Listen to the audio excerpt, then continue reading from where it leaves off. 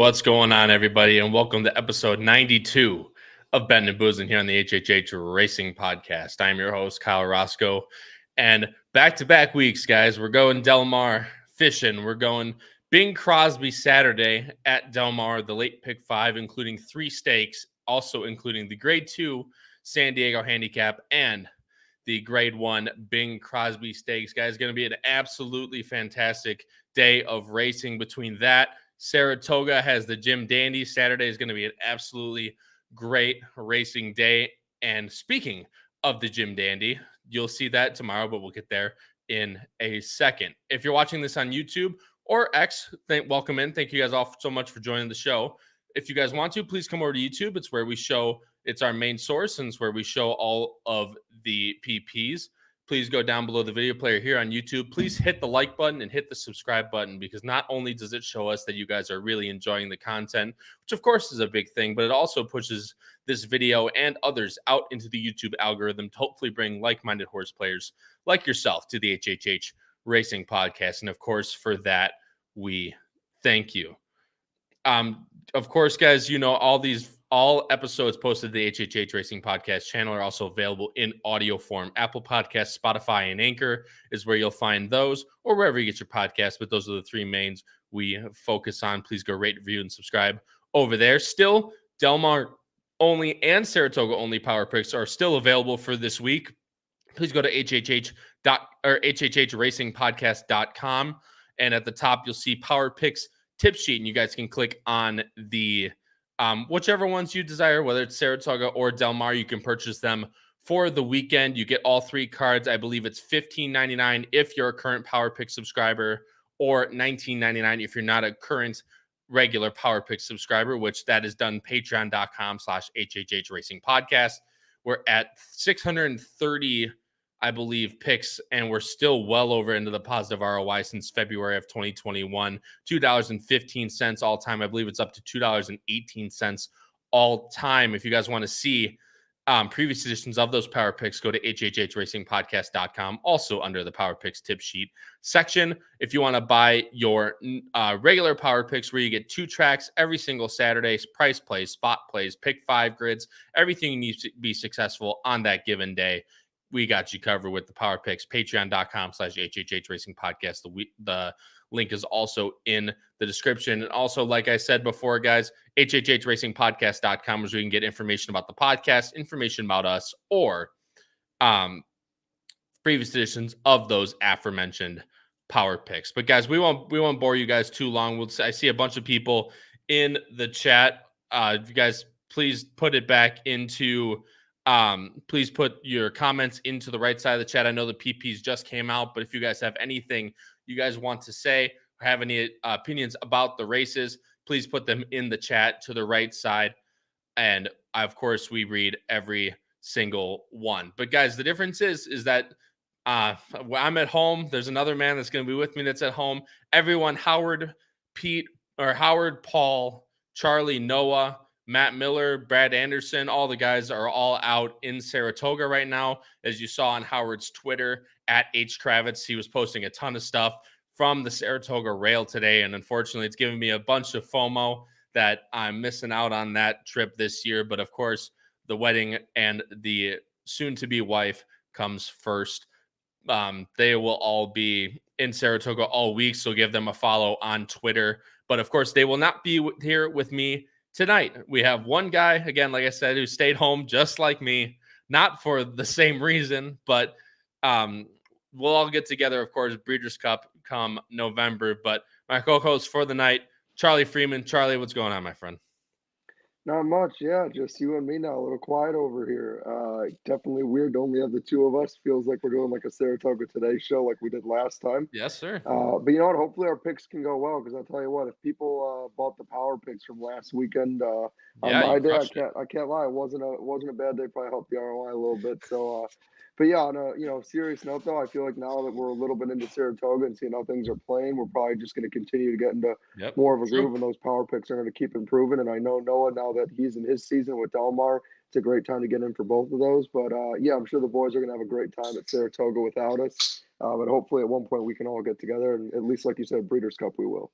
No, yeah, and like I said, if anyone's going to be at Breeders' Cup, we'll always coordinate that. We had a little time before we get to Breeders' Cup, but yeah, we'll definitely coordinate out with the people. And yet, Charlie, Noah, I also write a little bit on the bottom. It's my win bets of the day. I'll tell you what, man, if I just did place ROI, I'd be top of the pile right now. I have 3 seconds and a third with the 2 opening days at Del Mar, with my one at 9-2, one at 6-1. One at 5-2, which was an 8-1 morning line horse. Just absolutely brutal beats after brutal beats, but we'll keep it going. And obviously, we're covering Del Mar this week, so hopefully, we'll get some good ones for you guys. Let's see. Let's go through the Katie is here. Of course, Mike Lawson is here. Mike Lawson will be on the show to talk about Rockingham Ranch and all of their runners they have going on between New Grange and Giant Game in both of the graded stakes. So we'll have him on for about 10 minutes to talk about the horses that are running for Rockingham Ranch, as they obviously have a big shot, definitely with New Grange. Giant Game is definitely going to have to come back to what he used to do, but there's no saying that he won't under a brand new barn out of the Dale Romans barn and now into the barn, I believe, of Peter Urton, if I'm not mistaken. But of course, we will talk about that when we get there. But guys, like I said, this is a 3-stake sequence. It's a very, very tough sequence as well. Katie's here. Michael Lawson's here. Jim Pillar says, sadly for me, I'll be unable to attend the Saturday meet and greet. I'll be attending a family funeral. I'm sorry to hear that, Jim. But so again, we will of course be Jim, if you're going to be there, especially at the track Sunday and later Saturday, just message Howard.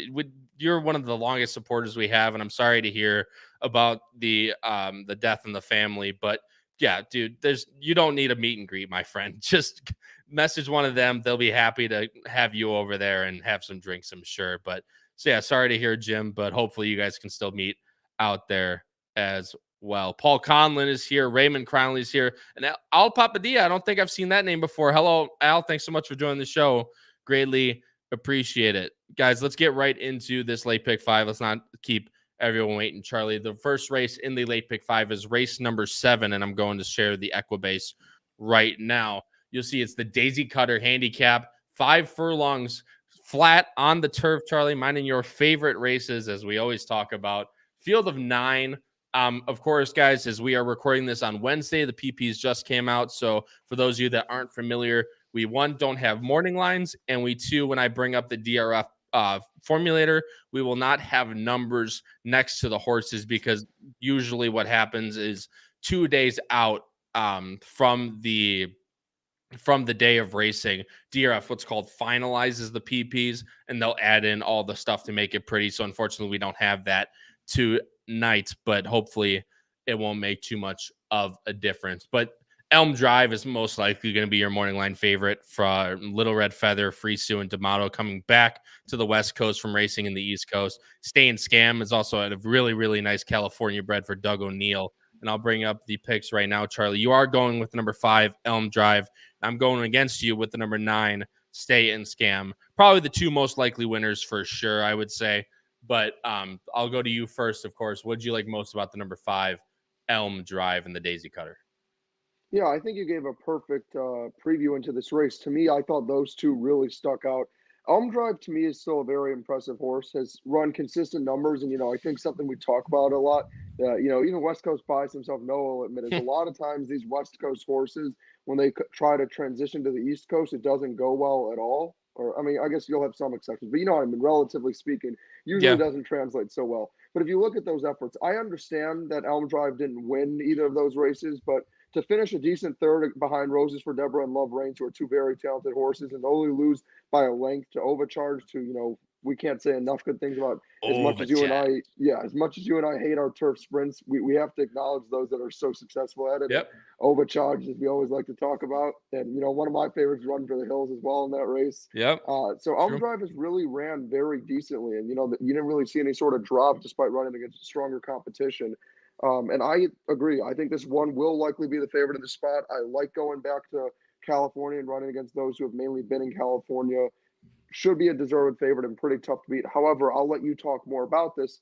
I do think Staying Scam is one we have to talk about, where it's a bit interesting to me because this is one, that I typically know more so for, and I think you'd agree, those 6.5 furlong down the, down the hill races. And then obviously recently going to now trying to do miles. So obviously going all the way in this cutback to 5 furlongs on the turf is going to be very interesting. But you also can see, which I'm sure you probably keyed in on, the 5 furlong sprint that this horse did have was a very, very nice effort. Winning going away, and to win by 4 lengths in a race that short is very impressive. So I'm assuming that's kind of what you keyed on, but I'm curious what you think in this big cutback.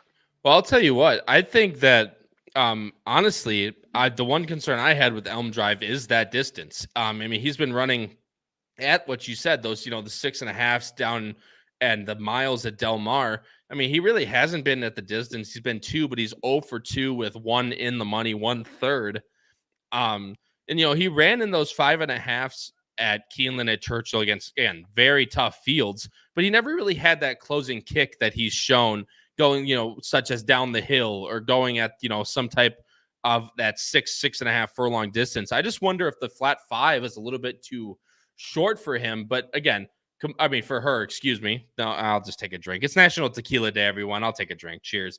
You got to keep the viewership happy and got to abide by the rules. I just think Elm Drive might be a little bit short in this race, but you made a good point with Staying Scam. Definitely towards that mile distance has done very well in it, might I add. But 2 for 2 at this distance, and the even better 2 for 2 at Del Mar, and one of them, and they both were at this flat 5 distance. You can see September 23rd, 2020, or September 1st, 23 here, winning with the 76, and comes back for the winter meet at Del Mar, and another flat 5, again, winning by that aforementioned 4.5 with the buyer top that still holds to this day for Staying Scam. And again, against much easier competition, right? I'm not trying to say that this is definitely the biggest task that Staying Scam will have at this 5 furlongs, but that last race was extremely impressive. If I see that exact trip that Staying Scam got in that race for here, you could see the 3 and the 4, Itzel and Doris May, are fighting for the lead according to time forms perspective. Elm Drive is actually up pretty close. And yeah, that surprises me a little bit. I think going flat 5, I don't know if she'll be up that close necessarily. I think at this, at the 6.5, although she has been pretty close at those 5.5 furlong races these last 2 outs, so maybe she will be up pretty close. But Staying Scam, when she runs these 5.5 or these flat 5s at Del Mar, she's generally up pretty close. She's up on the lead here for the allowance, and she's just back by 2 3/4 lengths. So I think she's going to get a very similar trip to Elm Drive. And I think if Elm Drive needs a little bit more to get going, which is from what I see just based on recently, I think Elm Drive might be just a little bit outclassed at the distance. But again, very I don't want to take anything away from her. Those last 2 efforts on the East Coast against very tough fields were very good.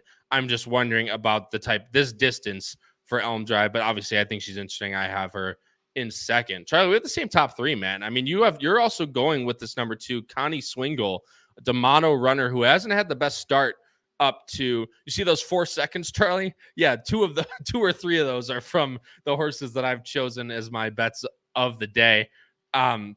Again, very good, has won at this flat 5 distance, but better yet, Charlie, I mean, look at these turf efforts. I mean, 4 for 5 winning the last race, and the step up to listed state competition was 4 to 5. That's the only loss that this horse has suffered on the turf. Yeah, no, an incredibly talented horse, ultra consistent. I mean, you show the 10 lifetime starts, 6 wins, 3 seconds, and 1/3. So I mean, this one always runs a solid 10. race. I think the big question that we have to talk about for her is obviously we haven't seen the horse since October of 22. And for me, that's the massive concern. I think if it was, even October of 23, I'd be like, okay, now this is one you could even discuss to win, but I'm going to have to see it before I buy it. Now, I do think Phil D'Amato is an incredible trainer out on the West Coast, so I feel like he wouldn't put this horse here if she wasn't ready. For me, the reason I kind of landed on this one in third, and I'm curious if you kind of had the same view, is when I was just looking at the other horses who have run recently, none of them really had any performances that said, yeah, they can beat either of those top 2. And I know we haven't seen this one in a while, but I rather kind of use, I guess, the fresh facing them, not in, running against each other, but in not running in a while. And if this one happens to freak, would really be the only other one that could compete with those top 2. I was in complete agreement with you, and it's actually going to come into play a little bit later with a very tough turf mile. I went when I went through the rest of the field. I mean, nothing really stuck out to me, as you kind of said. You had the 2 hasn't been seen in a year and a half. My DRF's really lagging for some reason, so I apologize. That's why I took it off the screen. But when I went through the field, I mean, you have the number 2 or the number 1 on the inside, Antifona, who's honestly probably the other one, but she looks pretty slow. And she's a deep closer at 6.5 at a mile. I mean, what's she gonna? She's gonna need a very hot pace. I don't think she's gonna get it at the flat 5. The number 3, Itzel, is gonna be out front, kind of contributing to that pace, as what we saw with Time Form. Doris May. Here we go. We're up finally. Sorry about that, everyone. Doris May is a horse that's going to be towards the front as well, but really hasn't run her best on the turf at all. Although she has had her one of her wins on the turf itself, but that was an estate bred 22 years ago at Del Mar in the winter meet. Elm Drive, we talked about. Antique Silver is kind of a complete wild card in this race. This is a horse. Rockingham Ranch is obviously, we'll have Michael talk about her in a sec if he wants to. This was a really interesting spot. Like she never ran a step for Mike Maker with that top 70 buyer coming at Gulfstream, but under Kerry Bryan. Maker takes over the training of this horse, runs in the limestone, but off the turf in the limestone, doesn't really run a step, then gets put back in an N1X at Churchill, doesn't get bet and doesn't run, and runs exactly like that. So it's definitely, that one's probably the biggest wild card in the entire field. If this one can come over to the West Coast and actually run third off the layoff for another brand new trainer in Librado Barrocio. Jesus Christ, I cannot speak. Neil Drysdale brings out Ever Smart. This is another horse that might do it, but this is another horse running at a mile. Ran very well Kentucky Downs at a mile, which you can attribute even farther. Is 0 for 4 at Del Mar. I'm not too sure. Running with the Boys is the other one I thought about. This is going to contribute to the pace, and if at these short distances, if she doesn't get the lead, I mean, she's kind of done at that point. I mean, she has closed in the past at Santa Anita, but again, 0 for 3 at Del Mar, 1/3, and again, in a little bit lesser competition than what she's going to run into here. But D'Amato could definitely have her ready and then stay in scam. So we've talked. I mean, that's every horse in the field, Charlie. Going through, I just didn't know anyone else that I could really lean on. Maybe running with the Boys, but that's going to be your third choice most likely. So I went Connie Swingle, and if she's ready, I mean, she's going to run. She could run a very big one. She's going to need a very, very big one to beat these top 2, I think, but could definitely run well in the money. And a horse that's 10 for 10 in the money, that's another decent sign, even though she hasn't run in a year and a half. Yeah, no, I completely agree. I thought the other D'Amato, the one you had touched on again, running with the Boys, was the other one that was a little interesting, just because that last effort, I know it was going 6.5 down the hill, was impressive, and the horse has shown some decent efforts. But as we've kind of touched on, if you look at the one sprinting at 5 flat, like this one, she had to close from the clouds, and the problem is, I just feel like it's another one that just won't be close enough. And then I thought Antique Silver was. Honestly, I thought I misread it when I saw that was the horse in there, because this was one I really liked and actually had on debut at Gulfstream. And then obviously when they went off the turf into the dirt, I kind of knew she wasn't going to do any running there. But then again, tried to throw in against Cloudwalker, who's a super talented horse right after. So they keep putting this horse in really tough spots. And I don't think she lacks ability. I just am surprised that they keep, putting her in such difficult fields to try to work with. Yeah, I don't disagree with by any means. And obviously, like I said, Michael can talk about her in a sec if he wants to. But Charlie, we'll move on to race number 8 here, and we'll bring in our guest to talk about his horses in this race after we go through the field. I'm going 9.52. Charlie's going 5.92. Charlie, the race number 8 is one of the features. It's the co-feature basically on the card, the Grade 2 San Diego handicap for older horses running a mile in the 16th on the dirt. And I'll bring up the Equibase right now. Field of 6. But a very, very nice field of 6 headed by the number 4 Arabian Night on the comeback from the Breeders' Cup. Juan Hernandez rides for Baffert. No surprise there. So Newgrange is probably your second choice. Little Red Feather, Rockingham Ranch. Kimura takes the mount for D'Amato in this spot. Subsanador, the number 6, West Coast Bias's favorite horse after that, or probably least favorite horse at that point, after that 22-1 beat that he gave out live on the show for Barrios and Mandela And then Dr. Venkman is your other most likely winner. Free Sue for Mark Glatt on the stretch out. I'll bring up both of us are going with Arabian Night, Charlie. It's not very creative by any means, but I'll show the time for him and I'll show other reasons why I like him. But I'll bring on our guest right now first, and then we'll let him talk about New Grange, and then we'll get into Arabian Night. From the West Coast and a good friend of the podcast, one of the longest supporters, Michael Austin. Michael, what's going on, my friend? How you guys doing? Great to be here. Absolutely, my friend. And obviously, I haven't seen you since the Breeders' Cup, so hopefully all's going well out there on the West Coast, and hopefully we'll see you again come November. But like I was kind of hinting to in the at the start of this, you guys have a really live runner in here, New Grange. I loved him in the Sandpass Squall. The Sandpass Squall, right? Yeah. And then the big cap is obviously a big task, but should get back a little bit to running a little bit more here, especially at a shorter distance, as we talked about before the show. Yeah. So going to that big cap, 1.25 miles might be a little too long for this horse. Just noting that wasn't probably his best spot. You know, he was maybe a little tired doing a lot of running. But this 1.16 should hit the horse right between the head. We were considering maybe running him in the Stephen Foster, the Han Shin at Churchill that weekend, closing weekend. And Phil decided to save him for this race and not run him in between hand. And he is one of the best trainers in North America. So I think that we will. I think that we are sitting in a pretty good spot here. Ever since we got this horse from Starlight SF Matacat at that sale, he's come back and really developed and turned into a new horse. He's a huge animal. He's just big, 1,300 and something pounds, and really collected. So hopefully we get this one. Hopefully we can get this one home. Arabian Night's going to be tough. I'm curious to see about, you could put the PPs up because I'll look at them too. I'm curious to see about how the pace turns out because Del Mar was a merry-go-round last week. So I'm I would kind of suggest maybe to the jock to play the break. And if that 4-horse, if that Arabian Night goes, to just sit right off of him, because if you let that one get away, it might just be over. So I think our best trip is to stay close to him, but this horse has done really well. He's got some fast races on the page. Sorry, I didn't mean to interrupt you, but I was no problem. I mean, he has run, he hasn't run since the big cap, and obviously with D'Amato out there, I don't really have too many concerns about that type of layoff. And you said you were going to, you were mentioning about talking and running him on closing day or anything like that. But decided to opt and just wait for this type of spot.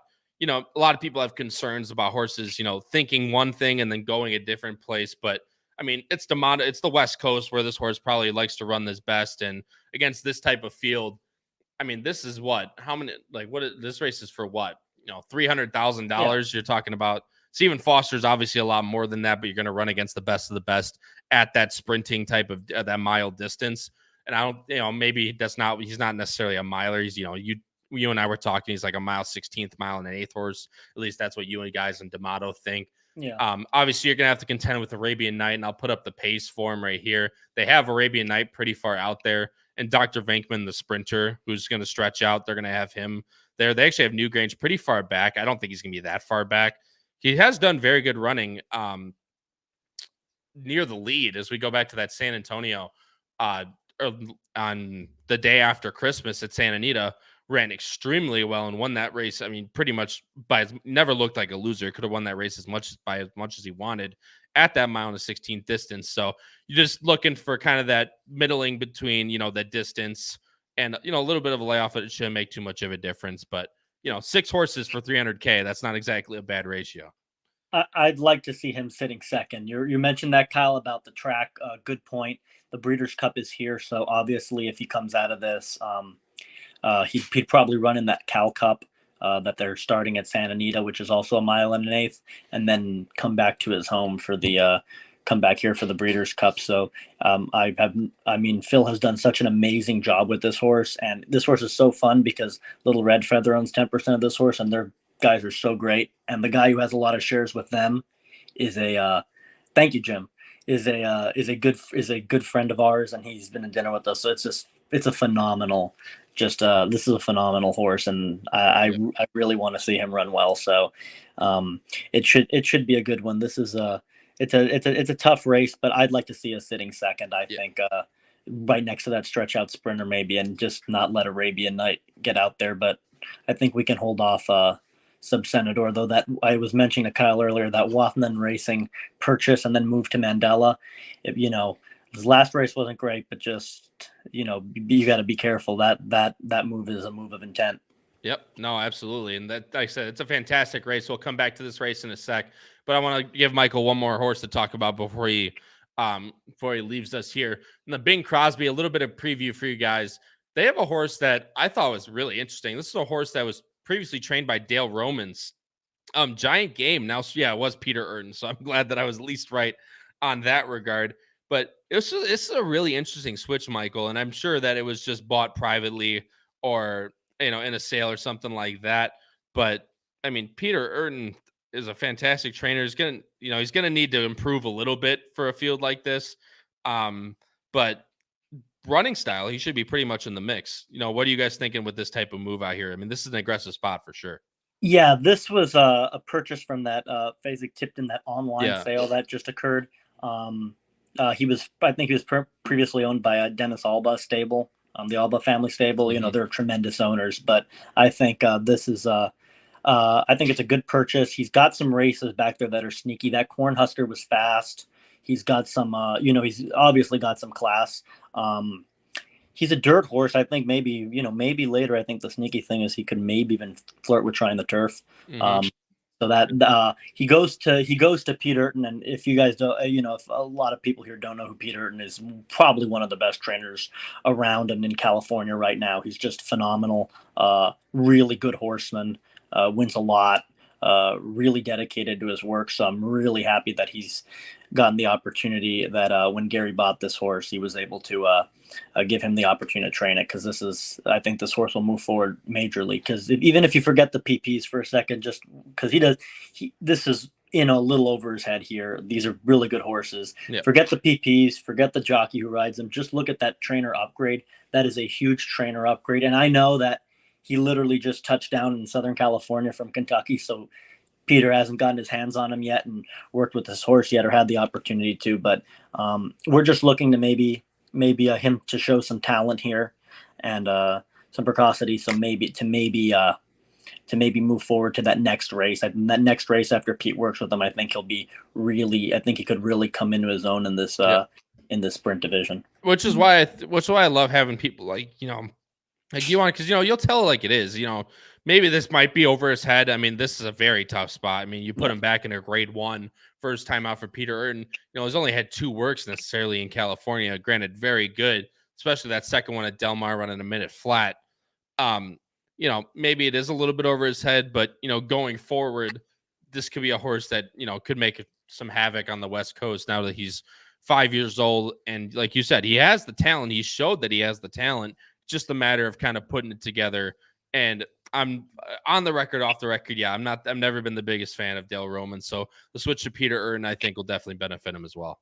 Yeah, I think so too, Kyle. And this is the best field the Chosen Brawn has touched into. And I know you'll touch on him, but this is the best field that horse has faced since that Breeders', or with the exception of that Breeders' Cup Sprint. I mean, this is a better rendition than the same race that the Chosen Brawn won last year. Anarchist is in good form. He got a bad ride last time out. So I think if Anarchist Anarchist is going to be tough. Chosen Brawn's going to be tough. I mean, if Arrow the Great gets back to his winning form. Yep. If there's the Baffert horse could, those horses tend to step up and run well. And then there's obviously there's a lot of them.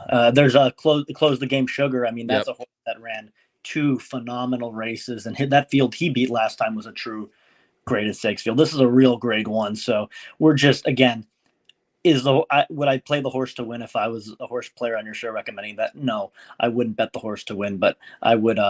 I will. If you want, I might be tearing up some tickets too. But I'd be happier if you want, obviously. But I'd be happy to tear up the tickets. But the point is, I think we're looking for him to have a big step forward, and this is just kind of the litmus test. He's going to be at Del Mar running in the home silks, back-to-back Breeders' Cup winners at Del Mar, two back-to-back Breeders' Cup winners with 2 single-year wins at Del Mar. So that's I think we're looking for him to step up. And I'll touch on Antique Silver really quick because I know Charlie wanted to know about that one.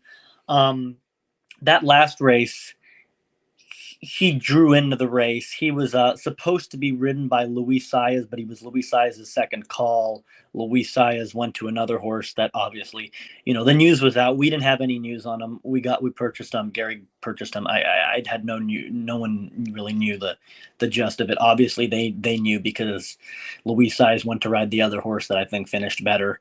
We got Jareth Loveberry. The horse wasn't bad, as you said. So that when I saw the horse wasn't getting bet, I kind of knew. The trainer didn't give us much information. Librato Barocho, who's trained plenty of horses for Rockingham Ranch, has picked up this horse. He was really eager to get this horse. He's a phenomenal trainer in his own right, and he has his specialties, and this horse might be good with him. So I think that this will. I think we're looking for this one to run well. We're just trying to run better than running with the boys because Gary sold that horse a week before he was going to debut, sold his shares to David Burnson because he was off for a year, and he's like, I don't want to pay bills on this horse anymore. I said, he told that to me. I said, do what you feels right. He just sold. He asked me to check on the horse. I went to Phil to check, and Phil said, oh no, well, Gary just sold the horse. And then a week later, the horse romped at San Diego. Ran off the screen. Yeah, we bet him. We had to bet him to back up because it was infuriating, but we're trying to finish better than that one. Hopefully that one fades. Speed's not great at Del Mar, but hopefully we're hoping for a big weekend, and we can't wait to see you guys back at Del Mar for the Breeders' Cup, and hopefully we're all hanging out in the winner's circle and having a ball. That's right, my friend. Thanks a lot for joining, man. Like I said, this is a little bit last minute thing, but thanks so much, man, for joining. Greatly appreciate it. And Nick, good luck with your runners this week. And yeah, like you said, hopefully I'll see you at Breeders' Cup and we'll have a nice beverage in the winner's circle, like you said. Thank you, guys. All right, thanks, Mike. I'll talk to you soon. All right, Charlie, let's get back on the. Like I said, appreciate Michael coming on. It was a little bit of a last minute thing, but like I said, if he's got a good inside information for all of us, definitely want to put him in here and at least give a little bit of his 2 cents. But Charlie, we'll go back into it. Newgrange, I think we both have him in second. We both think he's interesting, but Arabian Night, again, based on time form and all that, there's not too much to say. He is going to have to overcome the layoff, but Baffert's never had a problem coming off layoffs like this. Horse is working as a Baffert should. Looks to get the trip, Charlie, and if he does, he's going to be very tough. Look, he's an incredibly talented horse who had to deal with setting a pretty tough pace in the Breeders' Cup Classic and honestly nearly went the whole way. White Abarrio, just before obviously the fall-off, was just arguably one of the best horses in the world and set a perfect trip, which worked out very nicely for me.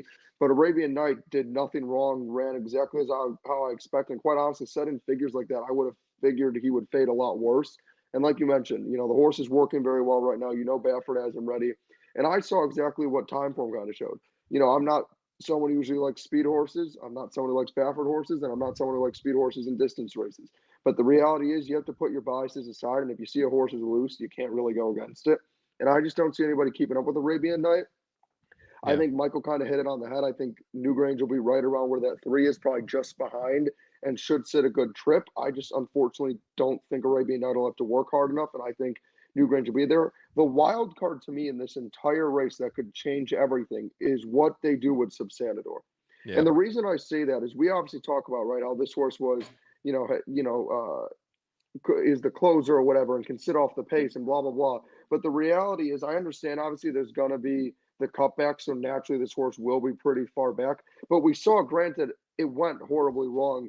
It wasn't really Flavian's fault, but this horse kind of got caught right at the beginning and kind of was screwed on the first turn. The trip just did not work out the right way, but tried to be aggressive on the lead. In the race where, Newgate edged out this horse. Again, I know these were part of the races, but Subsanador was forwardly placed. So what I kind of wonder is with, Richard Mandela now getting the training with Hector Berrios, what do they, kind of talk about before the race, right? Like, because surely everybody has to understand Arabian Night's the speed and is going to go. And if nobody tries to push, even if the 3 tries to push a little bit, I think the distance is going to be too long.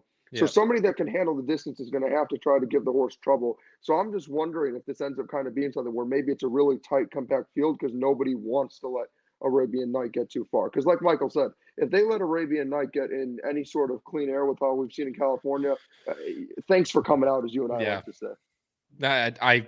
I don't disagree with you by any means. I mean, we hit this on the head. Subsanador, I wasn't too keen on that last race. Like you said, he didn't have the best trip by any means, but I mean, he shouldn't have. I don't think he should have faded the way he did. He had a pretty good trip. Reincarnate was in there. I didn't think he had any business losing to Reincarnate, although he did. Reincarnate ran very well. But Judge Miller was a horse who, was really not where this horse wanted to be and still ended up stayed on pretty well, beating Subsanador. That just seemed like and again, he might run a lot better this time.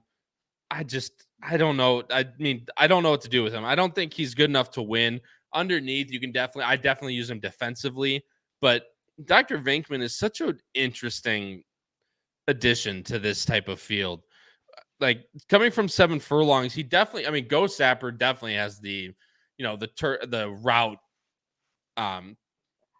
route wariness, but the fact of the matter is the Arch mare hasn't really had any dirt routes. 5 for 10 and dirt routes, but it comes a lot from one horse.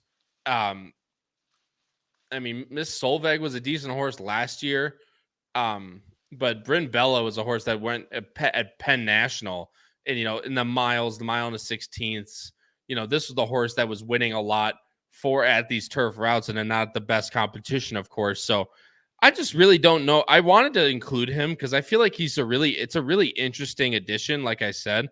And, he could stalk the pace. And if it does end up, a lot of horses end up chasing Arabian Night and Arabian Night ends up just drawing off. I think Dr. Venkman could be one, maybe to just stay on a little bit. But the thing I don't like is he will be bet pretty low to something that he's trying completely for the first time. But he's 2 for 2 at Del Mar, but winning both by over 5 lengths at 6.5 and 7, granted. But Mile on the 16th, I don't think is necessarily out of the realm for this horse.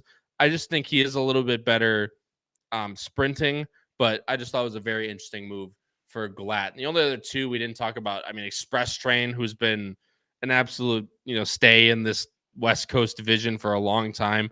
I just don't know if he was very good in 22. This is second off the long layoff. I just don't know if he's necessarily the animal he used to be. And I wouldn't be willing. I mean, if he's like double digits, I mean, I might be willing to take a flyer on him, but not really worth it for me when I have a lot of up and comers. And Katona is the other horse who ran a 99 at the Pleasanton Mile, but this is a whole different ball game for Katona. And if he runs well, he certainly could, but this is going to have to be a tough task. Could definitely be on the win end. Charlie, we'll keep it moving along here. As like I said, I took a little bit of time to talk to Michael there. I'm going 4-5-3. Charlie's going 4-5-6. Because also, Charlie, we need a little bit of time to talk about this race, man. This race, the 9th race at Del Mar, which is the middle leg of the late pick 5, is a doozy. It's a mile on the turf, optional claiming 40,000 for 3-year-olds and up, which have never won, a certain amount and other than a maiden claiming your starter or state bred. So this is, it's an insane race, and you'll see our picks on the bottom of the screen. And I'm really not happy with my pick, to get completely honest. I'll talk about why in a second. It's a full field of 12 with 2 also eligibles. Most likely morning line favorite is going to be the number 9 Faustin, Juan Hernandez for Baffert. And then you can go so many different ways in this race otherwise. But Charlie, I'll let you go first. Faustin, I mean, it's definitely my softest pick of the sequence, and I call it, honestly, it ended up being a default pick. I honestly don't like a whole lot of horses in this race, and I think there's a ton of question marks in this race. But I'd love, like I said, if you had a strong opinion, I'd love to hear it. Faustin definitely makes a ton of sense, just numbers and pace scenario wise.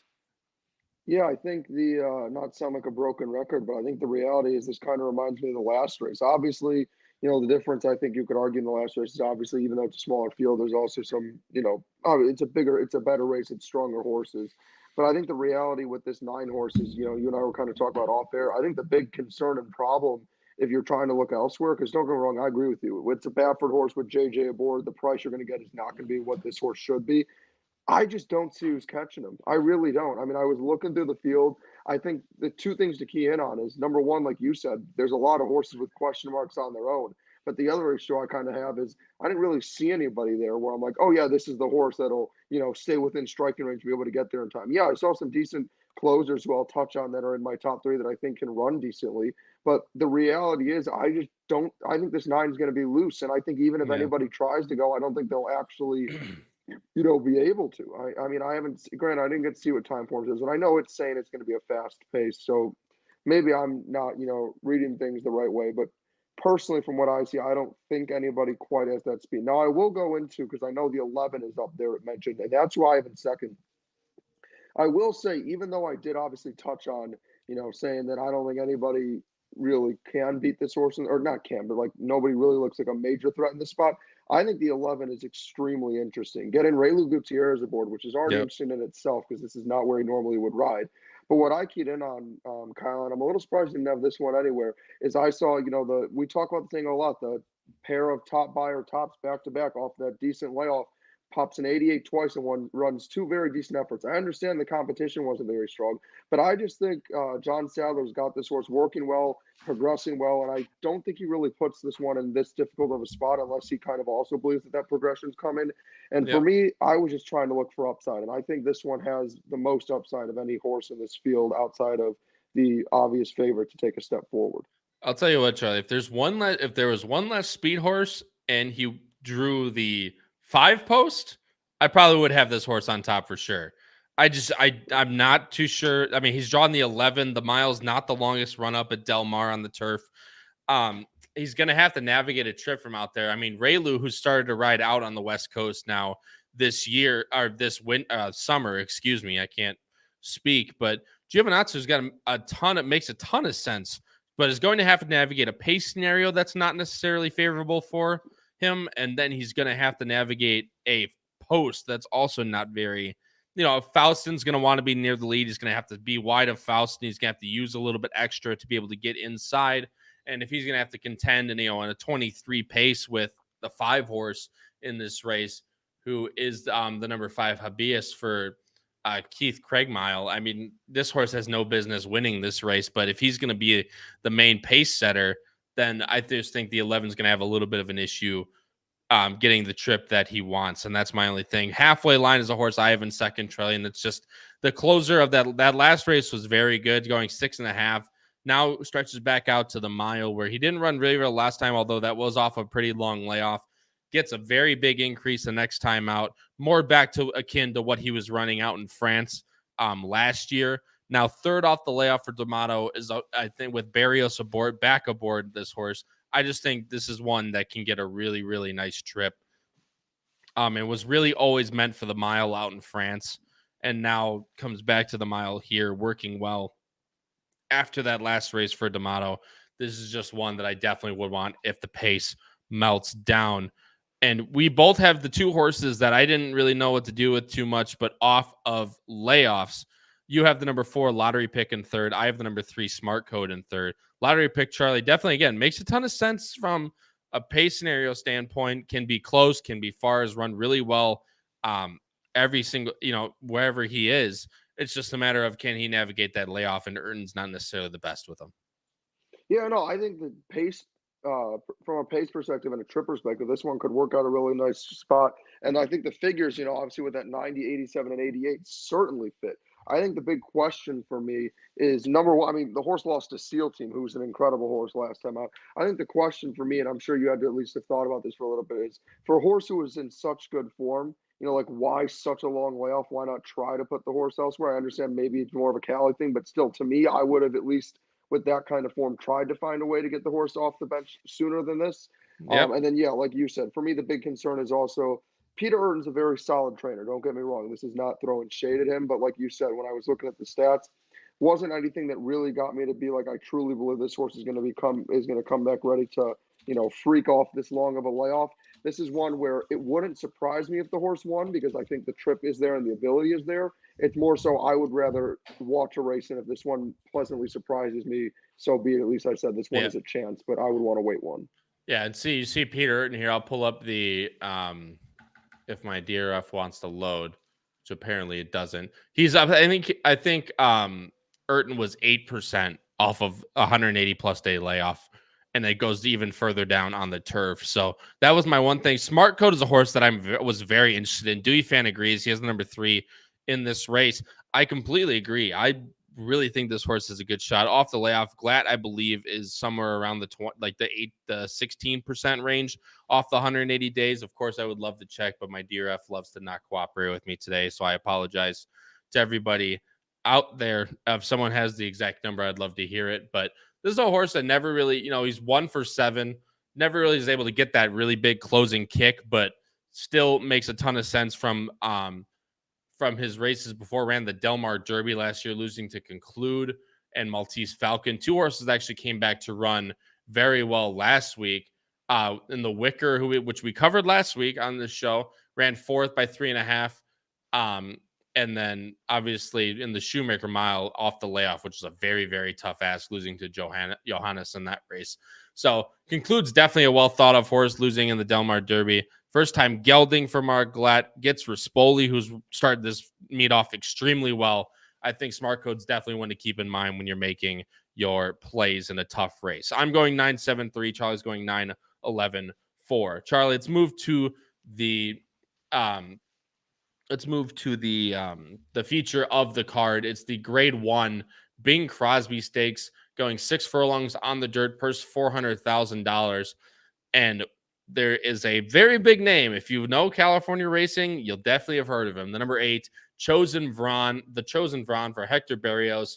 Eric Kruljack, I believe is how you say his name. Going to be the favorite, and a much deserving favorite. I believe he's 18 for 23 now lifetime. Close the Game Sugar is a horse who's coming off a very, very nice win for Adam Rice. Happy Jack off a monster effort for Doug O'Neill. Giant Game, as we talked about, for Rockingham Ranch. Straight No Chaser for my racehorse. A very, very good rendition of the Bing Crosby. And as Michael touched on a little bit, I think this is a very tough ask this is the biggest ask of Chosen Vron in since the Breeders' Cup, I'd say. And I might be suicide. I'm going against. I decided to go against, and we talked about him before the show. I couldn't make up my mind. I ended up going with Close the Game Sugar, and I could be completely stuffed in the locker, as I have by Chosen Vron on many occasions. Charlie, you're going with him. There's not too much to say, to be completely honest. He's a freak of a horse. Yeah, I mean, this is a race I would really not love the idea of playing, and it's a tough one because, like you said, it is kind of one of those knowing the price he'll be, where you either got to just keep riding the wave and single this horse, or just take a stand. And to me, I agree with you completely. I think the only other two true contenders that stick out, obviously, is a great field, so anybody could realistically make an argument. But I would agree with you that it's between the 6 or 7 in terms of if it's the 6 or 7 if it's not going to be the Chosen Vron. I do think this is once again, realistically though, the spot to beat him. He is 6 now. He is getting older. I don't think this is by any means the toughest field he's been in. I think it obviously is up there outside of, with Breeders' Cup, but I think part of it is more so that he is getting older, and obviously you see with the Buyers, there was that regression, and that is one of the slower efforts he's run. So yeah, but the other reality you have to be honest with is again, the horse is still working well. I mean, my God, the guy is the horse. What 20? What was it, like 21? I think I'm not looking at it. 21 out of 23 or something like that. He's 18 for 23. 18 wins. Yeah, 21 for 23 in the money, correct? Right, and like 18. I would say, I was like some absurd amount of win. Like this horse, I mean, at Del Mar, I'm sure the stats have to be crazy because this horse wins everywhere he goes. Certainly the horse to beat. But I do think there's some other interesting ones in there. I'll let you go into it a little more. I'll just briefly touch on the 6 and 7 and let you go into it. I think Close the Game Sugar is the absolute wild card here. Again, we talked about it earlier. It tends to be that when you're a West Coast horse going to the East, they struggle a lot. And the East Coast horses tend to be, the best of the best for the most part. And I think Close the Game Sugar is an interesting face who has run against, in my opinion, much, compared to a lot of these other horses, tougher fields. Going against Skelly, Tejano Twist, Hoist the Gold. This one is running against some really tough horses and has continued to get the job done. And I also think from a, trip perspective and how this horse likes to run, I think Rispoli could be in a perfect spot to sit right off, Happy Jack and the Chosen Vron and get that setup. It's just the question is, will he actually want to go by and will the Chosen Vron falter? And I do think Happy Jack's going to play a big role in that because you look 2 back And this horse gave the Chosen Run everything he could handle, losing by 3/4 of a length by just staying on him the entire time and just not being able to go by. And I feel like if the two of them battle, close the game sugar, and I'm wondering if this is what you saw too, could be the one who just sits right behind the two of them and goes right by. You nailed it on the head, Charlie. I mean, look, again, it could be just completely frivolous to try and beat the Chosen Vron in a lot of these races. But I mean, this I think is like we talked about. This is the chance to beat him. That last race, was definitely his slowest race by, in a long time. And, he didn't have to run a whole lot in that race, to be completely honest. So that could also have something to do with it. But I mean, he's going to be near the lead. I'll show the time for him here so everyone can see. They actually have Straight No Chaser out there pretty fast, but he is going to be headed by Roll On Big Joe. Anarchist is not slow. They even have Close the Game Sugar up there past the Chosen Vron. We'll see how it ends up shaking out. But if Close the Game Sugar gets another really nice stalking trip, which I think he will from the 6th post, as long as he can hold off the Chosen Vron, I think those last two efforts are exactly what the horse needs in this race. I mean, last time you touched on it, Charlie. I mean, this was a a stakes field, basically. You have Anchor, Hoist the Gold, Tejano Twist, Rivet, Spankster, even Bango, the old man's in there as well. I mean, that was a stakes field, and last time out, or 2 times back in the Aristides. I mean, you mentioned it. Skelly, Tejano Twist again. He's been facing some very, very good horses. And if he can get the trip set up here, I think he makes a whole ton of sense. And it's going to be, in that 7-2, 3-1 range. Chosen Vron's going to be probably even money or lower. Makes a ton of sense from a win end. And I agree with you on Happy Jack. That just out of nowhere, those last two, not out of nowhere, I guess, but those last two are very, very good. It's just a matter of, can he work out the trip, especially if Straight No Chaser is going to have the lead pretty far out there. I'm going 6-8-7 in the Bing Crosby. Charlie's going 8-6-7. Charlie, last race, we'll go pretty quick here, and then we'll get to Jim Miller, who's waiting in the background patiently. And I promised him I wouldn't make him wait too long tonight, so I gotta get going here. But either way, race 11 is a maiden special weight, 75,000 going a mile on the turf. And Charlie, these turf races, man, they are so something. Full field of 12, by the way, in case you were wondering. 2 also eligibles in this race, and I'll bring up our picks right now. You'll see we're actually pretty similar. We both have the number 10, Willa T, in there. I have her on top. Charlie has her in second. Charlie's going with the number 9, She's the Law, who I also have in third. And I have the 9, She's the Law, in third. Like I said, the 6, Step It Out. First time North America horse for Frisu and D'Amato. Charlie's going to the other first time D'Amato horse in rehearsal. Charlie, I'll let you go through, man. What'd you like most about the number 9, She's the Law? Also, by the way, sorry, your guess is as good as mine. Whoever's going to be the morning line favorite in this race, I have no clue. Yeah, I think this is when you watch the board in, because for me, my thing I'm keen on, right, is if it's the 9 or 10, which are obviously the 2 American horses that, at least to me, stick out by far as the 2 best American horses. I think then there's, it's kind of, to me, almost seems like it's more of an open race. But if you see either Step It Out or Rehearsal, one of the, Ireland horses for D'Amato just get pounded on the board, I think that kind of tells the story.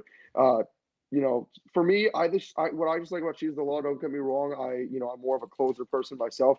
I just think she's the safest bet to win in a race that's wide open, simply because of the fact that, the 3 efforts on turf, she's run very solid efforts in. She's always pretty close to the pace, and to be fair to her, has had to deal with some pretty hot paces. And obviously there's going to be speed in this race, but I don't know if she'll have to deal with quite as difficult of a race in terms of, both competition and speed. And I just trust her a little bit more to get the job done than the 10, who's going to have to be, rolling late. Now, again, I have the 10 in second, and I very well think she could win this race. I just don't know if she'll be able to get there in time. What I will also say, though, is I have no idea how these 2 Irish horses are going to run, and it would not surprise me in the slightest if either of them ended up winning. And the reason I landed on Rehearsal was just from, even though I couldn't see the replays, to only lose by a length last time out, to me was just, taking a step forward. And I also like that it said in the comments that this horse was prominent, because I do think being more forwardly placed could be helpful. And also she's working pretty well. Yeah. I mean, it's funny enough, this last workout, Charlie, was they worked together. So they both worked a minute and 2 on July 21st at Del Mar. You touched on it with She's the Law. I completely agree with you. I'll show the pace scenario for the people at home. They have the 9 sitting right off the 4, Ashley, in just right in second. If she gets that trip, she's definitely dangerous, and I think she can easily win. I went with the number 10, Willa T, which is a horse that Charlie has again in second. That last race, Charlie, I'll go ahead and show this replay real quick. 4 horses are coming out, including She's the Law, which the horse obviously we both like on top. Ashley, the aforementioned, and Blue Fashion. And I'll skip ahead to here. Willa T is this horse on the white and pink sleeves all the way on the outside. She was 3-4 wide the entire race. She's the Law is the number 3 here, sitting a really nice trip. And Ashley is the number 9 right here on the outside. And I'll go, she's moving with another horse to her outside, but she's still 3-4 wide, making an entire run. You'll see She's the Law getting the jump on her, now creeping up to second. And I'll go ahead and continue to show this stretch here. The eventual winner is this number 4 in here, Lottery, who's going to get a nice tip out. But Willa T is going to stay on really well, and She's the Law is going to get the jump on both of them and just beat Willa T. Lottery goes ahead and wins this and can win this for as much as she wants to come here at the end. She wins going away. Willa T stays on really well, Charlie. I'm sure that's what you saw as well. Just losing by 3/4 of a length to a horse that had a much better trip than she did.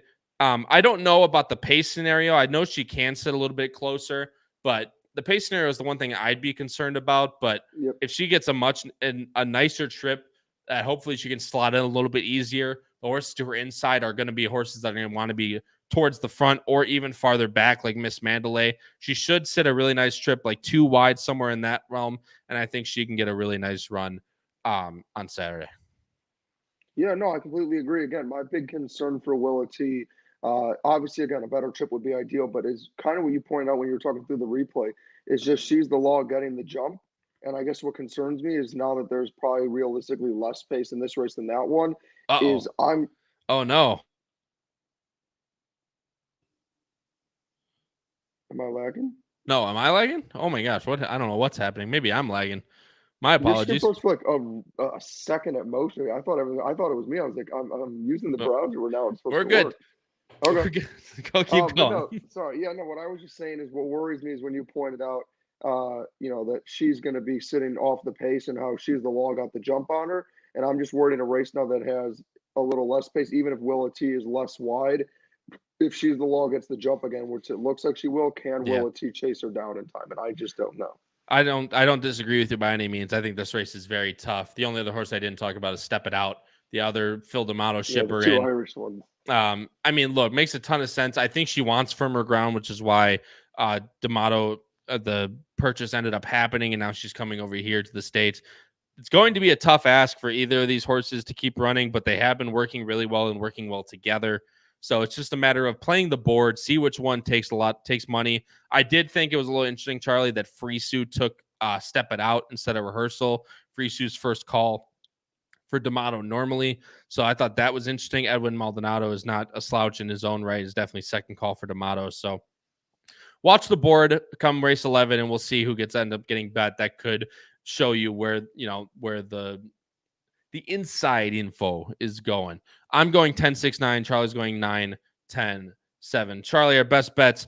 And again, thank you guys all so much for watching. Again, this is a quicker handicapping show. We had the PPs an hour beforehand, an hour and a half beforehand. So I appreciate everyone staying with us. If you guys want our final opinions, go buy those power picks, but also follow us on X at AP Roscoe K for me, at CFree316 for Charlie. My full picks will be put out as they are every single Saturday in the morning. So if you guys want my final picks as I continue to look through these races throughout the week, follow us on X. But also, please be sure to smash the like button, hit the subscribe button.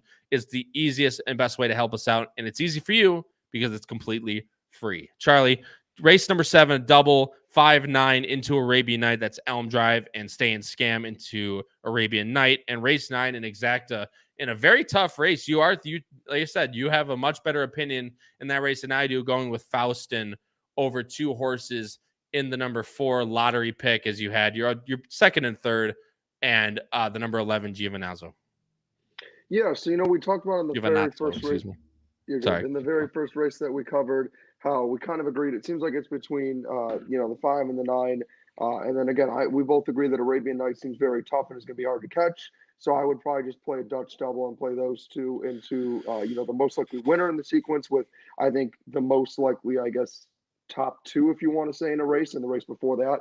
And then in race 9, look, I think the last race is tough, and I was looking for value because I think the Chosen Bronze is going to be nothing.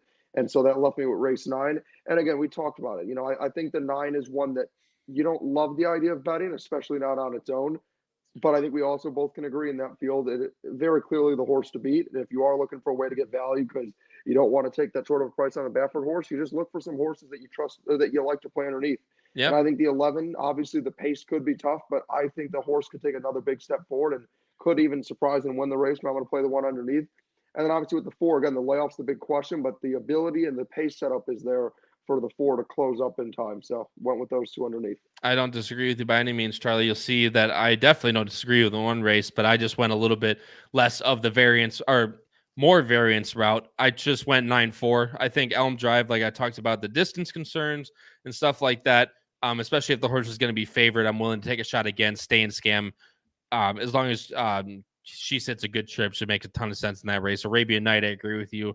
Most likely winner in the entire sequence as long as he's ready to go, which it sure looks like he is. And Baffert wouldn't put his horses, especially in that type of spot, if he didn't think they were ready. In race 10, I talked about it. Chosen Vaughn, like you said, is going to be super low. Closed game sugar, inherently, you're going to get way more value on everybody else in the field. And I just think if closed the game sugar can continue to improve off those last 2, the Chosen Vaughn could be vulnerable here. Again, could be just swatting at air and trying to, or basically throwing, what do they say? Throwing it at the wall and see what sticks. Maybe it's just me trying to be, a little bit, out there. But I think close to game sugar really does have a good chance. And especially if he can improve off those last 2 races, you're going to get value in race number 10, which is the Grade 1 Bing Crosby. Charlie, before we let you go, I'm going to bring on our fantastic guest, of course, the director of Hawthorne Racing on this show now consistently, which I love to see. And obviously will be on the show tomorrow as well. Again, the director of racing from Hawthorne Racecourse, Jim Miller. Jim, what's going on, my friend? Good to see you again. Hey, what's going on, guys? Yeah, just getting ready. A good Thursday card tomorrow at Hawthorne, so that's a nice thing. Then looking forward on Sunday, we got 2 $100,000 turf sprint stakes. So should be very good. No Balls, the Breeders' Cup Turf Sprint Champion, is entered on the turf at Hawthorne. So it'll be one of those to definitely look out for. One-timer from the barn, Larry Ravelli, is in as well, too. But looks to be a very good card on Sunday. But it's nice because we have carryovers in the late pick 5 and late pick 4 on tomorrow's card as well. Yeah, no, absolutely. And we'll get into that, of course, in a second. And I actually didn't look at the entries. That's very good, actually. Obviously, Ravelli, a really big Chicago Midwestern guy, but the fact that he's bringing his Breeders' Cup champion and one-timer, of course, who won, it's skipping my mind. Was it the Juvenile Kentucky Downs? I don't think it was. They won at Kentucky Downs, yes. Horse won at Kentucky Downs, yep. That nice stake at Kentucky Downs. So, those are 2 very, very good horses. Of course, we'll talk about it, of course, tomorrow as well, Jim, but it'll be very interesting. Charlie, thanks so much, man, for joining, of course. I'll let you go, and I'll let you enjoy your night as Jim and I get into Hawthorne. But yeah, thanks again, man. Appreciate it. Yeah, take it easy, fellas. All right, take it easy, brother. All right, Jim, let's get into it. You already mentioned it already. I was going to bring it up. There's not only is Hawthorne, of course, the most horse player friendly track in the entire nation based on betting takeout, but you guys have big carryovers coming into tomorrow as well. Yeah, and it just took a couple of long prices on the Sunday card to get those carryovers. We've added that late pick 5, and it was less than a month ago we've added it. We've already had 2 carryovers on the late pick 5. So late pick 5 starting in race 5, carryover 8,633. Late pick 4 starts in race 6, carryover 8,829. I'll tell you, Kyle, I walked the turf today. It was a little on the softer end today, so I'm going to wait till tomorrow and see. There's a potential everything could be on the turf, everything could be off the turf, or part of the card could be on, part could be off. So we'll just wait and see what the weather holds. But 2 races within that late pick 5 sequence that are good turf races. The 5th's the turf sprint, and then the 7th's the turf route. But because of the uncertainty, we're not going to look necessarily as much as to those 2 races for a deep dive tonight. We love the Chicago weather, Jim. We always do. It never ceases to fail. But yeah, as Jim touched on, we're going to talk about races 6, 8, and 9, not touching on those turf races in case they do end up getting taken off the turf. Don't want to mislead you guys in any which way. But these races aren't bad either, Jim. We're starting race number 6. It's a $5,000 claiming event. Field of 7, and I'll bring up the morning lines just so obviously Jim does everything, or he lays the morning lines. He's the handicapper. He does everything. You laid number 5, Lady Helena, for Loveberry and Ravelli. Of course, Ravelli is going to take a lot of money out there at 7-5. I'm box office, though, not far back behind for Chris Block at 2-1. And then Lucy Jane all the way on the outside for Alexis Centeno and Mike Rivas at 4-1. Jim, as I bring up the PPs, obviously you laid the 5 as the morning line favorite. Where'd you end up in this one? I'm tossing all 3 of the outside horses. I love it. And for this reason, this is such a wildly intriguing race for this reason, Kyle. It's a 5-9-2. Yep. But you look, why is Lady Helena in there? This is a horse that's been competitive on the grass against much better. You look at these. Every race has been on the grass. This horse has been competitive in the 30-9-2, competitive in a 17-5-9-2. Why are you in for a 5-9-2 on the dirt? So I'm staying away from that horse. Then you look one down to I'm box office. This is almost the same type of thing. Yeah. Turf for everything. And again, allowance races, condition claimers. Why are you in the 5-9-2? I mean, I guess there's a little bit more of a reason because the last 2 races haven't gone very well since the flip over here to 2024. And then you go one slot further down to Lucy Jane, and you find a horse here that, okay, this horse was claimed back in November of 22. And then you see 2 starts since then that haven't been great. All these horses could take money. All these horses could be claimed in this race, Kyle, and all of them could run up the track. So I'm staying away from all of these racehorses. Love it. I ended up on the 4. That's Sapphire Knights in this spot. Sapphire Knights is a horse that you say, okay, you look at some of these races and you're like, wait, why? There was a 0. And then there was another 0. But every other race has actually been okay. You look at the race 4 back, that was a pretty good race. Finished second in that spot in the slot.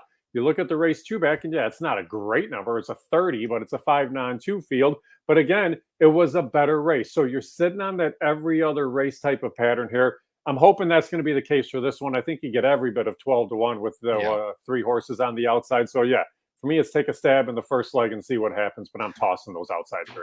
I mean, this is the quintessential, carryover type leg, Jim. We talk about all the time where, you have so many question marks about these horses to the outside. And, Lucy Jane's the only one that has dirt, decent dirt form. This horse ran once a year for the past 2 years. Right. So it's like, what are you going to do with that? So this is definitely the type to look at. And you can't endorse the one horse, Sequoia, because Sequoia is 1 for 48 lifetime. So you can't look at Sequoia in there. Brianna Harper ran okay in that last out, but that was in December of 23.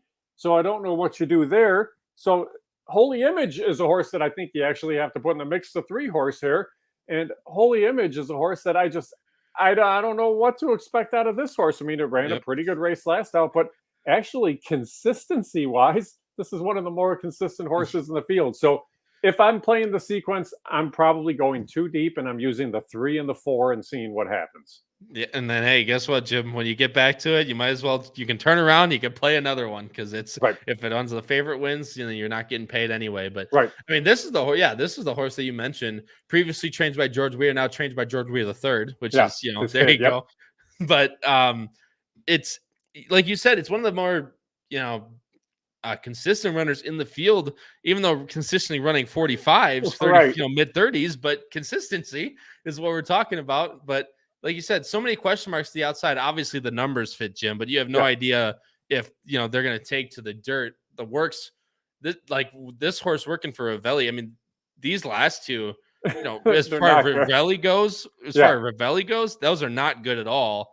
Maybe I'm box office with 48 and 4, 48 and 3, but I mean, it's all a guessing game, Jim, and I'm not willing to guessing game at something at a horse that's like 8-5. You know what I mean? I mean, they're dropped to win and get claimed horses, or just dropped to get claimed horses. So that's the thing for me. I have to stay away from those, see what I can do elsewhere. But it's one of those this could be like you said, the make or break leg of the late pick 5 and the late pick 4, because you can beat any of those outside 3, and you're going to make. And then when you're too deep with 12-1 and 10-1, Jim, and you get through that race, and all of a sudden now you're looking pretty deep other places. You're looking real good in that regard.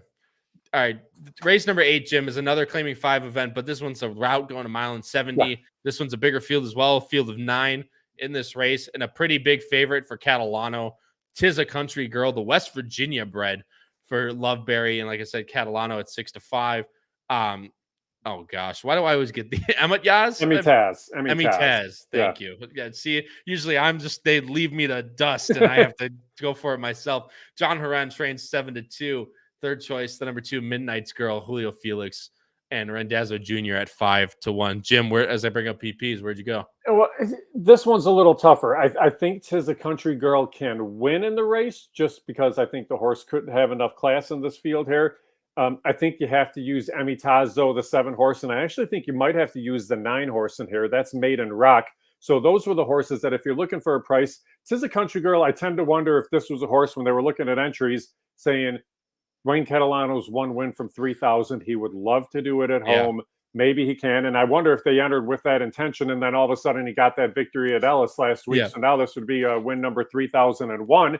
But that could very much be the case that they said, okay, we're just going in. This is going to be the horse. This is going to be our win. This will be 3,000 because he's won so many races in Chicago. So because of that, you have to use this racehorse. And at least the horse has consistent races and has run on the main track. That race at Horseshoe Indianapolis 3 back was pretty good.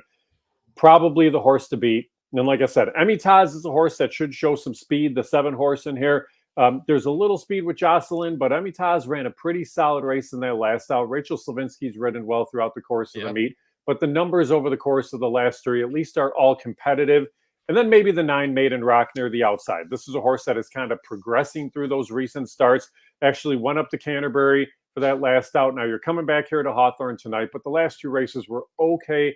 I don't know if it's quite up to what you're going to see from Emittaz and Tis a Country Girl, but maybe if you want to look underneath in your gimmicks, maybe a horse like Maiden Rock you put in the mix. Yeah, underneath, and then we look at this, the horse is 0 for 13 at Hawthorne, but 4 for 13 underneath. And also, of course, the time form, I got to buy the time form because I'm great. We're production your value, order's completed. Yeah, my production value out here. It does have it labeled as a fast pace as well. Yeah. So with horses, like Emittaz getting the just off type of trip, but Tis a Country Girl is going to be up there as well, according to time form. So that could be something, playing against the 6-5 horse as well. Yeah, and that's the thing. And if you're looking again and you want to cash a big ticket, you might want to play 2 different ways. You might want to go with that deep ticket and toss Tis a Country Girl off of it. And then if you want to play even something a little bit smaller and play it multiple times, you single the racehorse there. So a couple different options for looking to your sequence. Yep, absolutely. See, Jim Diller does it all. He walks the turf course in the mornings. He does the morning lines, and he's even giving you ticket structure tips out here on Bettin N Boozin on the HHH Racing Podcast. Well, and you have to, especially, you have to when you have the carryover, because that's the thing with the carryover and the bonus money. It's worth jumping into. It is. It's free money, and the cool thing is Thursday. The thing for Hawthorne too is Horseshoe Indianapolis is off this week, so you're not having them out there racing. There's limited signals out there, so we stagger everything well. That you're going to have, I think, even a little bit bigger pool here, a little bit bigger handle to jump into, and a chance to make a little bit more money. It's what we love to hear, Jim. Of course, as we're big proprietors of Chicago racing and have been for a long time. Of course, last race, Jim claiming 12-5 event, going 6 furlongs on the dirt out there. Never won. Non-winners of 2 lifetime, 3 years old and up. Field of 8, and the morning line favorite is this one's at least a lot more lukewarm. Don't have a big favorite in this race. Going with the number 1 on the inside. Alibi Ike, Julio Felix for Antonio Miraz at 3-1. Second choice, the number 3 Mining Camp, the Florida bred Rachel Slavinsky and Mike Slager at 7-2. Number 8 Easy Fast, Alexis Centeno and Jimmy DeVito for 4-1. And like I said, we have a Ravelli horse at 9-2. Tony Granite's at 5-1. Jim, lots of good prices to look forward to here in the last. Where'd you end up in this one? Yeah, it's an intriguing race, and I think you're going to get every bit of 7-2 at least on the 3 Mining Camp. Maybe you get even a little bit more in this spot, but Mining Camp is the one that I ended up on in here. This is a horse that I just think for so long was not spotted in the best spot, was maybe not even at the horse's best distance. Then they were trying route races. They got back to the spot where they needed to, and they last out. Okay, drop to the bottom, get the confidence builder, get the victory. And this is a horse that ran really nicely. I mean, rated off the pace in there, ran on well late, rolled on by. I was actually half hoping you were going to see this horse and say like a 75 non-2 type of thing, or a 62.50 non-2, or even a 5 non-2. They run for the 12-5 non-2, but it's not a great bunch here. And I think the 1 Alibi Ike is actually going to take a decent amount of action, because that's when it's coming off the second place effort, winning for the 25 non-2. But the races were very comparable between Alibi, Ike, and Mining Camp in that last out. Figure-wise, I think they kind of set up the same way. Yep. So I'm just searching for a little bit more of a price in here because, like you said, Ravelli's in the race. He's going to take money with Tallapoosa in here. Easy Fast on the outside, I'm sure, is going to take money, and a lot of it just off the connections more than anything else with Ravelli and DeVito. And because of that, I think you have the chance to catch a little bit of a price. But that horse is a little intriguing on the outside because you haven't run since 23. It was a bad couple of races that you're coming out of. Your first start back is on the drop. I think that's a horse that I would toss in the spot. Yeah, and that's, we always talk about, right, off of these long layoffs, it almost just seems, not this like a get rid of spot, but it almost just seems like, it's like a give up spot in a way. It's, this horse has been running in allowance races, obviously broke at Hawthorne at the maiden special weight class, then 2 bad races, and now, like you said, 9 months off the bench, now running for 12.5. That's not necessarily a good sign by any means. I'll tell you what, Mining Camp definitely didn't run like an 0 for 21 horse last time out. Again, obviously, like you mentioned, the easy spot, dropping down to the 62.50, but now jumping back up to the 12.5. So obviously it put a little bit of confidence in Slager. And if you can sit right off of, either on the lead or just off, definitely has another chance to go, 2 for 23? Yeah, exactly. Well, and the thing about it that's intriguing and interesting too is Mike Slager's got a small stable of horses. He does all the work by himself. He does everything. So you protect those horses a little bit, maybe longer than you should have. And now they got to the spot. He's like, okay, I got through for the 62.50, but that was a good number. So maybe I move it back up to protect it a little bit more. But that's kind of probably the reason this horse was running in races that were a little bit too tough for a little bit too long. But even the race 2 back wasn't bad. I just don't think 2 turns was the place to go. But I think 3/4 again here, and I do think you'll get every bit of the 7-2.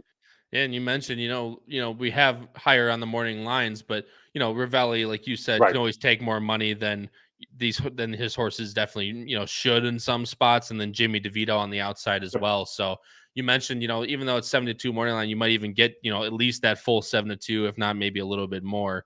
And it's just based off, naming. I mean, even Granite's, Tony Granite's had a really good meet. Has been having really good meets at Hawthorne, and it's been a Horseshoe as well. So maybe that even, and again, dropping from that 40 at Churchill definitely could get some recognition there too. Yeah, and they're coming off Lasix for that race too. So that's one thing that you want to make note of with extra halo. And you saw since the horse went on Lasix, those 2 starts were not great. So that's the question. Did you go on Lasix and just didn't handle it well? And is the performance going to change? But it's definitely worth looking into there with extra halo. No, absolutely, Jim. And like I said, you mentioned already the carryovers, and then Sunday, we'll talk about it tomorrow night, either with you or Emily on since everyone's in Saratoga, Jim, I'm the Jim Miller doing everything, man. Racing Podcast, man. I'm doing everything this week between now and the Saratoga Today shows this weekend. So I'll be doing all of it. So like I said, we'll be talking a great Sunday card tomorrow night as well. After we talk about Jim Dandy Day at Saratoga, we'll be talking about some really nice stakes going over at Hawthorne as well in the turf sprint division, Jim. And like I'm looking forward to that this weekend at Hawthorne as well. Yeah, really good card on Sunday. Definitely worth checking out. And we'll see what happens. Hopefully there was a slight chance of rain on Sunday, but I put the turf sprint stakes at the start of the turf card and then end of the day with the other turf races. So if anything, they'll get a fresh chorus. And if it's something where it's even got a little bit of moisture in it, I'm going to try to do everything I can to leave those on. No, absolutely. Especially when you got those, you got some really nice horses coming in. Last thing you want to do, of course, is, take them off when these trainers are shipping in for the money. But Jim, like I said, we'll see you again tomorrow. Thank you again so much for joining on. Thank you to everyone out there for watching episode 92 of Bettin N Boozin here on the HHH Racing Podcast. It's been a really fun show covering a very quick but very great card at Del Mar on Saturday for Bing Crosby Day. Again, tune in tomorrow night at 8 p.m. Eastern, talking Jim Dandy Day at Saratoga. Myself and Paul Halloran will be joining us from out in the beautiful Saratoga Springs, New York, to talk about the late pick 5. And again, either Jim or Emily, someone from Hawthorne Racecourse, will be joining us to talk about their great card on Sunday. For the director of racing at Hawthorne Racecourse, Jim Miller, for my co-host, Charlie Freeman, this has been Kyle Roscoe in episode 92 of Bettin N Boozin, covering Bing Crosby Day at Del Mar and Hawthorne Racecourse. And until next time, everyone, crush those bets, win those photos, and stay safe, everyone. We'll see you in the next one. Have a good night.